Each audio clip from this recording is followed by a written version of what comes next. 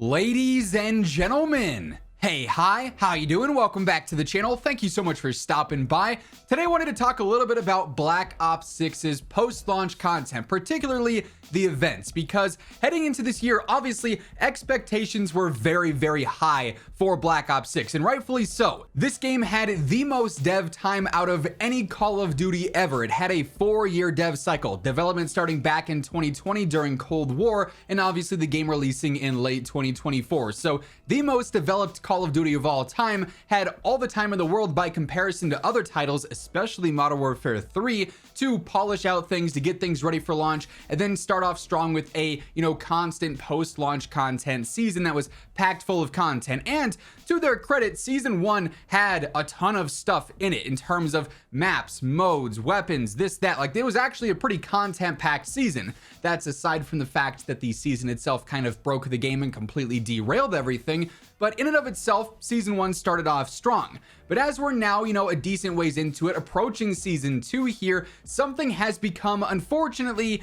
very obvious. And that is that Modern Warfare 3, a game that was developed in 16 months, so less than half the time of Black Ops 4, already has kind of outshined Black Ops 6 and made Black Ops 6 look kind of silly in terms of what it's offering via events and various content rewards that you can earn for free by yourself just by playing the game on a week-to-week basis. This is something that throughout Modern Warfare 3 I credited as being one of the best innovations, one of the best steps forward that the game had. And at the end of the year, when I talked about MW3 and what I enjoyed, what I didn't, events were up towards the top of my list of like this, even though, multiplayer in COD can get kind of stale or at times the game can be really rough, knowing I could come back, grind out an event, get a new blueprint, get a camo, occasionally get a weapon of some kind or something like that, that kept me coming back on a week-to-week basis to check out what was being offered.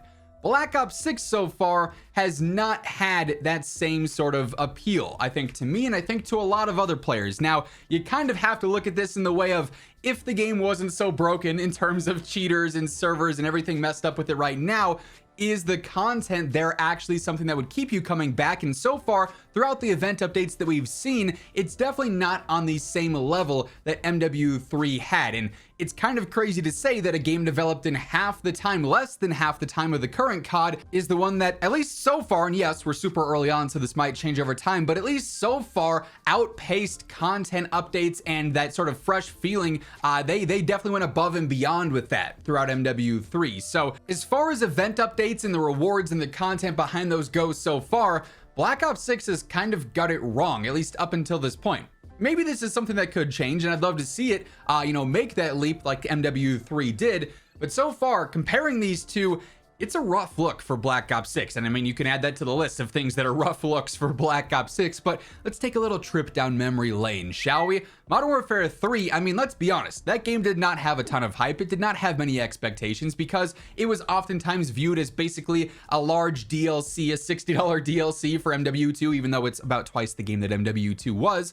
It didn't have expectations because of its development time, and then Sledgehammer knocked it out of the park, particularly with these event updates. And in general, Modern Warfare 3, I think officially is the most content-filled post-launch season that we have ever had in Call of Duty. And that's kind of crazy to think about considering the dev time and the creation time that game had. And events in particular with Modern Warfare 3, like I said, above and beyond. You had not only weekly challenges available every single season, so week 1 you could go through and you'd get those various different challenges that you could complete in multiplayer, zombies, or Warzone and earn a new aftermarket part, which are definitely a thing in this game. We've seen them debut through a couple of events so far, like the 3-round burst for the XM4 or the 3-round burst for the Compact, right? Like, they're not officially titled aftermarket parts, but they've been there, certainly not in the same quantity of MW3 though. So you have those every single week. You can come back, you can do that. Occasionally, those weekly challenges would also have a new weapon reward. They'd have a blueprint reward of some sort, and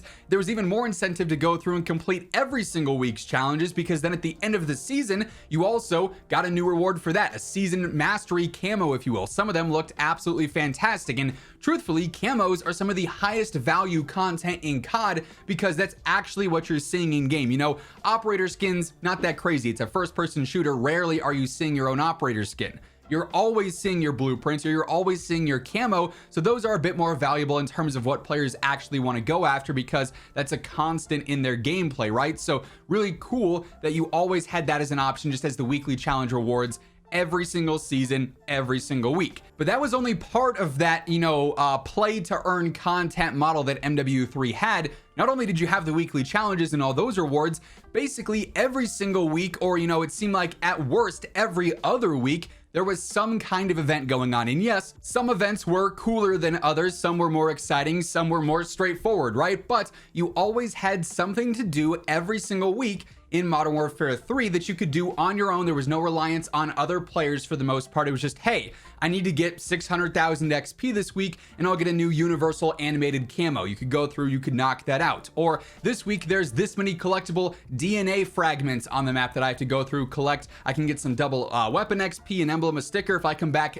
next week and do the same, there will be another reward. Ultimately, if I do the entire event, I'll get a new weapon camo or I'll get a new blueprint of some kind. There were things like the Halloween event with Purgatory, which I thought was one of the cooler events and one of the cooler rewards, where it was just filled with camos, and you did this challenge, you get a camo, you did that challenge, you get an emblem, a sticker. If you do all of them, you get another mastery camo of some kind, right? So there was constant incentive on your own terms to go through and play Modern Warfare 3, come back week after week and check up on the state of the game and see what was being offered. Maybe one week there was a camo you didn't think looks that good. All right, no worries. You come back the next week, there's going to be a different reward to check out.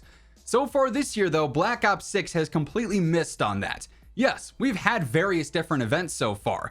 We've had multiple community events, which really are not the same thing as the events that we saw throughout Modern Warfare 3, because it's essentially completely reliant on the community as a whole to go through and get 50 billion eliminations so we can get the Siren 9mm pistol or whatever, right? And with that, Treyarch's kind of in control of what's going on there. We saw it happen where the progression on that event was super slow. We weren't getting that many elims tracking for the event, and then suddenly there's a massive update and the numbers jump up drastically. And then just before time's gonna run out on the event, then everyone can go through and get it for free because we just barely complete it, at the last second, right? This is something that, didn't really go over as well, because it's not a, hey, I grinded a ton this week, I should be able to have the reward. Now it's, oh, I gotta wait for everyone to do it. On top of that, with the various different events that they've done so far, featuring the Siren 9mm, the Maelstrom shotgun, and even more recently with, Archie's Festival Frenzy and the max reward being the AMR mod for Sniper, they undercut all of these events by just offering a shop bundle the day the event goes live, featuring the max weapon reward. So then you basically have no incentive to go through and grind out the events and help out the community in some cases, or do the individual stuff, because you've already got the max reward. So unless there's something really specific in the event you'd rather have or you really want on your account, you kind of have no incentive to go through and grind that stuff out. And the individual rewards this year so far have been pretty lackluster in comparison to what we saw every single week throughout Modern Warfare 3. So when you compare the two here, it's a pretty lopsided battle here. Modern Warfare 3, a game with little expectations, little dev time by comparison, absolutely is outclassing Black Ops 6 in this specific area. Now, could this change as we see more content added in Season 2, 3, 4, 5? Absolutely. But I think it is something that Treyarch definitely should try and target and try and emphasize a little bit, especially considering the rough start to Season 1 here, where the game has lost so many players. From their point of view, you want retention, you want players back on the game. You got to give them a reason to, outside of, fixing the obvious problems, you got to give them a reason to want to grind things out. And Modern Warfare 3 gave us those reasons every single week, every single season. So I hope this is something that changes, because like I said at the start, I think Black Ops 6 just got this wrong so far. I do think it could change though. We'll have to see if it will. However, that being said, that's going to wrap things up for this video. If you enjoyed it, a like rating is always seriously appreciated. And if you are new to the channel, you want to guarantee that every single day you were in the know for all things going on in the world of Call of Duty, be sure to hit that subscribe button and turn on those post notifications on your way out. But once again, thank you so much for tuning in. And until next time, take it easy, have an awesome rest of your day, and I'll catch you later. Peace out.